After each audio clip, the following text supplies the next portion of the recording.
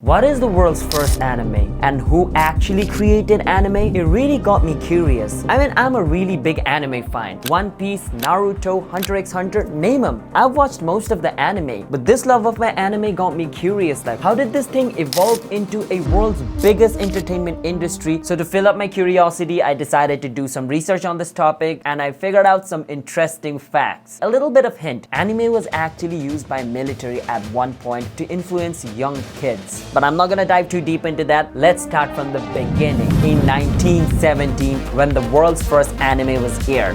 But hold up, wait a minute. How the hell is there two animes, Kevin, you might be asking? Well, after US bombed the out of Japan's history is kinda hazy, so now we have some lost data. So now we don't know which anime is first. One of the anime is Dull Sword, also known as Namakura Gatana, made by Junichi Koichi in 1917. And this anime was supposed to be funny. Now I don't know what's messed up, people's comedy in 1917 or people's comedy now, because I have seen people laugh watching this video.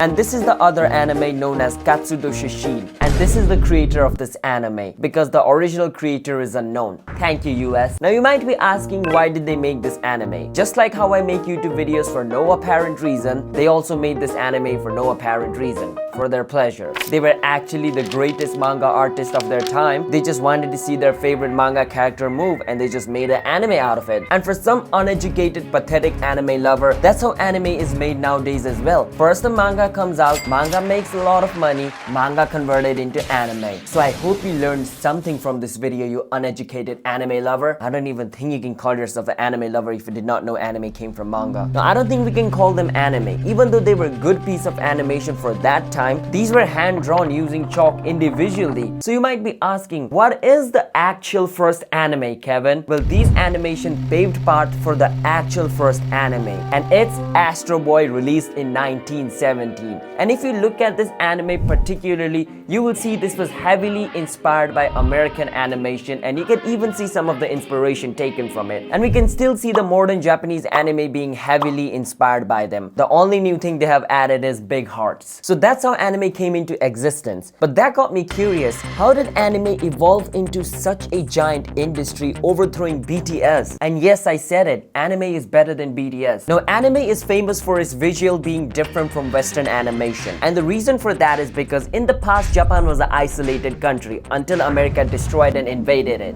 But due to Japan's lack of connection with the outside world, it gave rise to Japan's own unique art style and culture, which Japan is still widely known for. And we see that same unique art style being used in manga and anime till now. Now let's talk about this topic on how it evolved into this. Oh, sorry, wrong picture. This. Now, anime industry wasn't always this thriving. Well, it actually was until you... Now I ain't gonna lie, even during the war, anime did survive. Anime was actually used by military for propaganda purpose, and this is basically what the meaning of propaganda is. Read it, I don't know how to explain heavy words like this. After the end of war was when the rise of anime actually began, as big studios started to emerge in Japan who was responsible for making this, and this. But how did anime actually reach the international market? Let me tell you, alright? Chill down. Now this is where it gets interesting. After the release of VHS tape and television, the spreading of anime became really global. It was even available in America. Yes, the same country that destroyed Japan was now enjoying anime. Woo! I should stop with this joke before my YouTube channel just...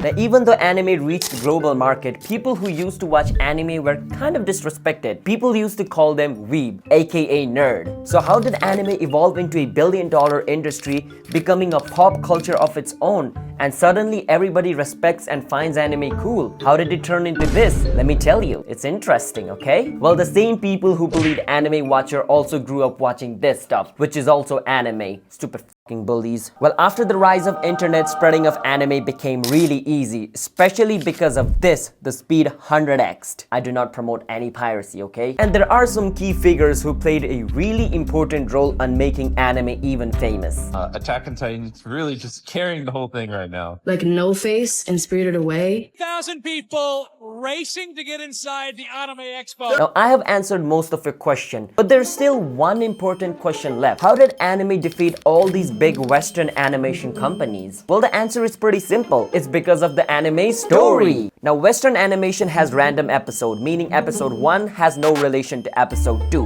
Whereas in anime, episode 1 is interconnected with episode 2, hooking the viewers further into the story, making the story more bingeable. That's why you can sit in your computer for 2 days straight watching anime and still don't feel bored. And that is also the reason why you get connected with characters so much that you end up trying to look like them. And that's where cosplay industry thrives. And if you do not know, anime doesn't make most of its money from releasing anime. They actually make more money by selling their merchandise. That's why Pokemon has a $10 billion industry, because they sell a lot of merchandises. And cosplay industry is also a $1 billion industry. Have you been to a anime con? Brother, the amount of people who spend so much money in cosplay. Like, look at this, $100 for this small little merchandise. On days, I'm spending any shit on that. This is the best thing I bought, a poster, and it cost me like $5, nothing more. But what if I told you the rise of anime until now was actually a calculated move done by a few powerful people? Well, it's not. It was actually random, and it was mostly due to COVID-19. Industry watchers say the COVID-19 pandemic gave many Americans the time to dive into the world of anime. But what if COVID-19 was strategically planned to make anime grow? Have you ever thought about that? I think you haven't, because your brain is not as evolved as mine. But thanks to COVID-19, the anime industry got so big that even the big companies couldn't avoid it. Even Sony had to buy Crunchyroll, which is an anime streaming website, for $1.2 billion.